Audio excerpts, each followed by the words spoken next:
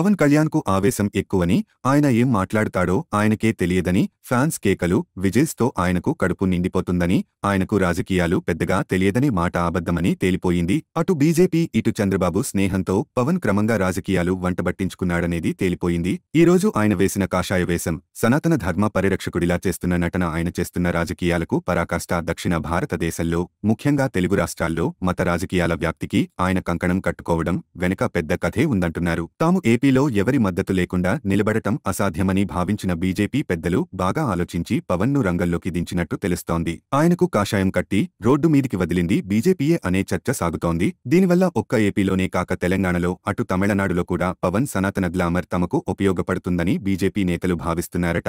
BJP ఇచ్చిన road map ప్రకారం నడుస్తూ వాళ్లిచ్చిన స్క్రిప్ట్ను వల్లెవేస్తున్న పవన్కు అప్పనంగా తిరుమల లడ్డూ వ్యవహారం దొరికింది. ఇక ఆయన మౌనంగా ఉన్నారని, హిందువులకు మద్దతుగా లేవని కోర్టులపై నోరుపరేసుకున్నాడు. నెయ్యి కల్తీ జరిగిందన్న రుజువులేవంటూ సుప్రీంకోర్టు ప్రశ్నించినా ఆ కేసు ఇంకా కోర్టులో నడుస్తున్నా పవన్ మాత్రం మళ్లీ కల్తీ జరిగిందని చెప్తూ కోర్టునే ధిక్కరిస్తున్నాడు. తన వెనుక బీజేపీ ఉంది కాబట్టి ఎవ్వరూ తననేమీ చేయలేరనే ధైర్యం, చంద్రబాబు కూడా నోరు మూసుకుని ఉండాల్సిందే అన్నంత అలుసు ప్రస్తుతం పవన్ను నడిపిస్తున్నాయి. నిన్నటి వరకు తనకు చెగువేరా ఆదర్శమని, తాను కమ్యూనిస్టునని చెప్పుకున్న పవన్ ఇంత సడన్ గా ప్లేటు ఫిరాయించడం వెనుక రాబోయే కాలంలో రాష్ట్రాన్ని పాలించాలన్న కల ఉంది. చంద్రబాబును పక్కకు తోసేయాలన్న కోరిక ఉంది.